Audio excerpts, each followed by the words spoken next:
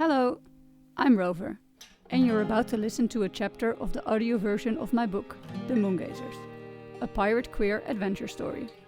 This is a 30-chapter series. Are you enjoying this project, and would you like to support me? You can do that by becoming a patron or buy me a coffee through Buy Me a Coffee. Enjoy!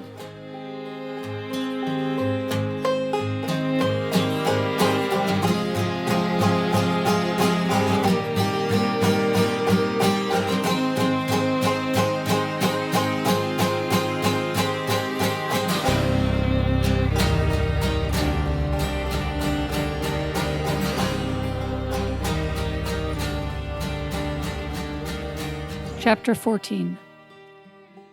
Frey. The night has always been my ally. Chilly, cool, the house is cloaked in a shroud-like fog of the fall. It feels like my territory. On the base, we had learned all kinds of things, but it hadn't been enough to prepare me for a city plunged into chaos after the sudden death of its leader. Yet it had been enough to sneak through a street without being seen or heard, to pick a lock, to open a window from the outside. I might not be the fighter that Frey is, nor am I as patient, but when it comes to entering, leaving, and navigating to places, I could teach her a thing or two. When I get to the fortress, I push my feet against the stones and start a slow but steady climb. In a few moves, I get up on the roof and look out over the city. A crescent moon hangs in the sky, and I can smell the wafts of wood stoves and the salt of the sea. I move my body and weave myself into the shadows. Nothing has changed in the old fortress at the edge of the city since we were there several weeks ago. But then we had been better prepared. 2 weeks we had taken to get to know Edelsmel's fortress, how it was guarded, who stayed where and at what times, and all other aspects of their routines. It hadn't been enough, but we had decided it was time to put an end to the tyranny of this man, who kept the city in an iron grip. We knew killing Torben wouldn't be enough to end all the injustices. His best friend would be next.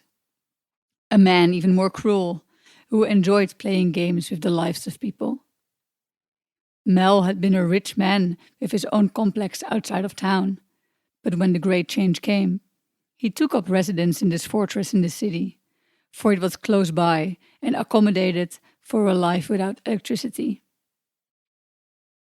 In the beginning, he was respected by the people, but the emptier the people's stomachs became, so too their respect. The plan was simple. Frey would sneak in and would empty or destroy the safe. But it all went wrong.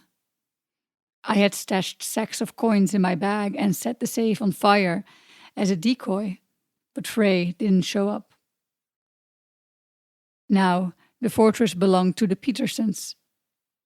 The place has changed hands several times since the death of Edelsmel, usually accompanied by a brutal invasion.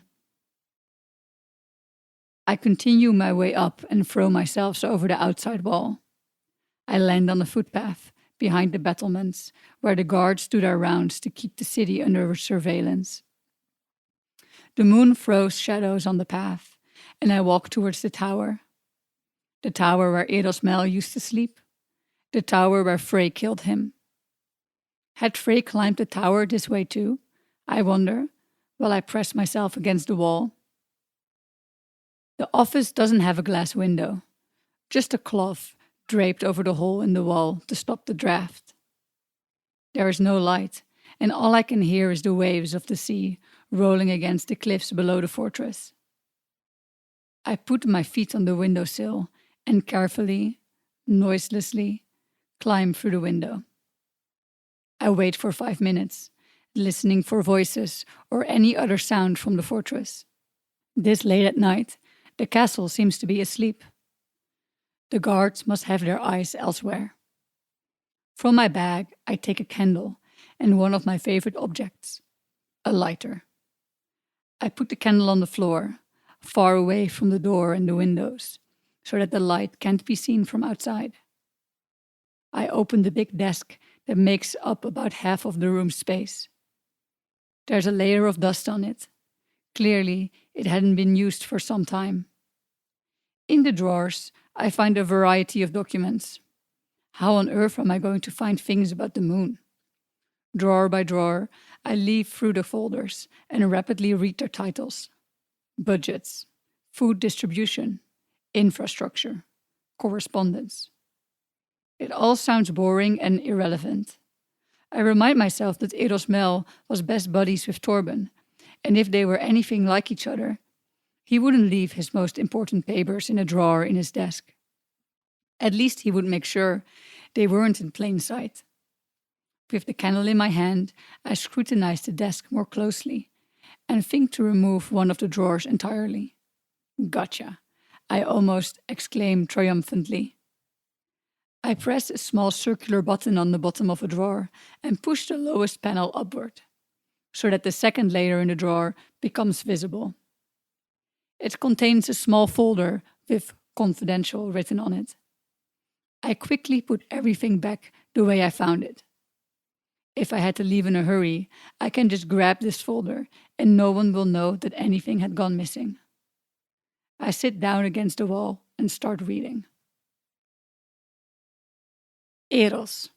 To get straight to the point, I cannot help you with your problems, but I am aware of the problems you are facing. I hear the same of other regions. The soil seems exhausted.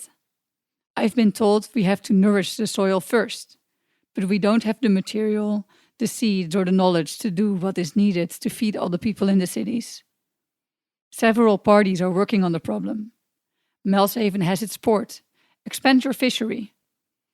Attached is the Brekersand Times. Note the paragraph about fusion. Possibly with your port and their production, a future is imaginable. Torben. I go over to the text again, and before trying to interpret what I read, I make sure I have it etched in my memory.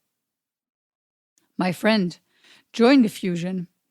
After our elaborate correspondence and our meetings, we cannot but conclude that we need to found a new country.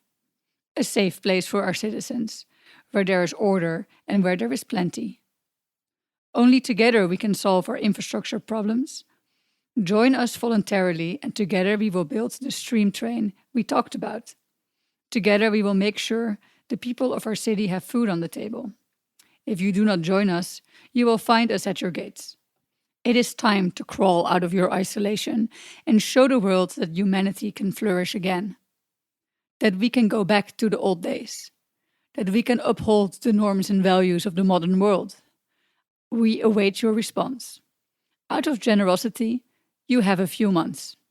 Willem of Brekersand. Another letter. Eros. I understand your worries, and I hear the troubling news from Brekersand. Children in factories and labor camps outside the city. A lot of it is probably exaggerated. To restore order, the people sabotaging and creating chaos have to be eliminated from the system. People need certainty in these times. My advice to you is to join the allegiance and side with our growing power bloc. You know Willem. You've met him. Together you can find solutions for all your problems. Torben. I quickly scan some other letters. Nothing about the moon. There is another letter, stating no progress has been made with regards to electricity, but also that not much of is left of the old network because of aging and sabotage. And that raises my eyebrows. Sabotage. Another letter contains an update about the fertility of the land around Melshaven. A double check whether I know the contents of the letter by heart, and put the documents back where I found them. It's not what I need to find Frey again, but the importance of this information hasn't escaped me. What will Melshaven look like in a few years? Willem of Brekersand and Eros Mel joining forces would have been an absolute nightmare. Would Peterson know about this? That Brekersand is eyeing across the sea? That the agricultural land is being exhausted?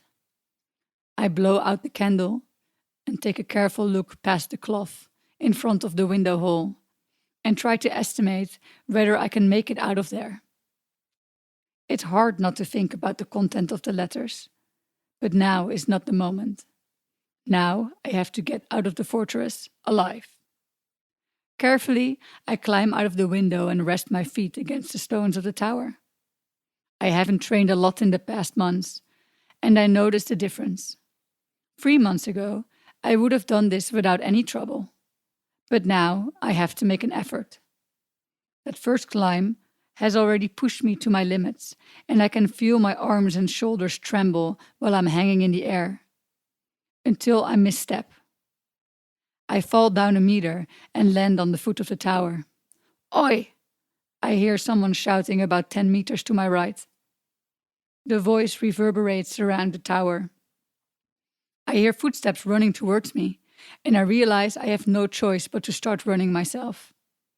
I have been seen. In 10 subtle moves, I make my way to the outer wall. My heart is pounding in my throat while I start lowering myself from the wall.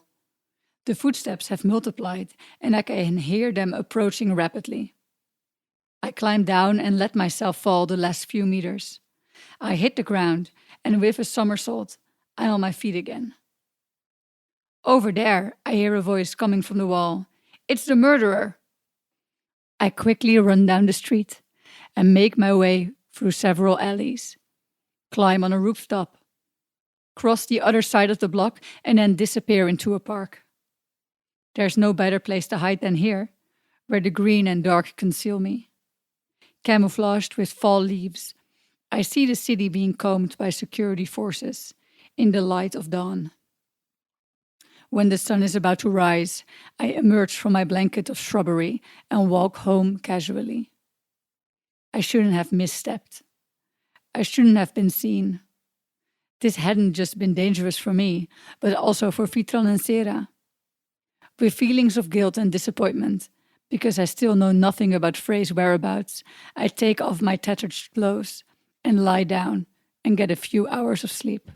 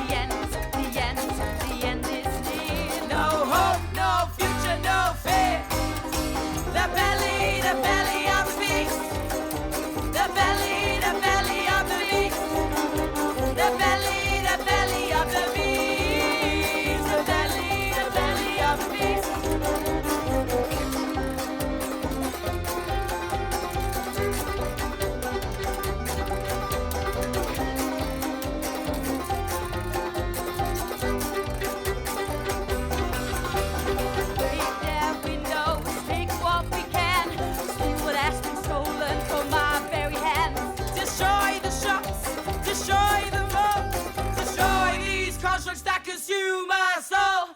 Break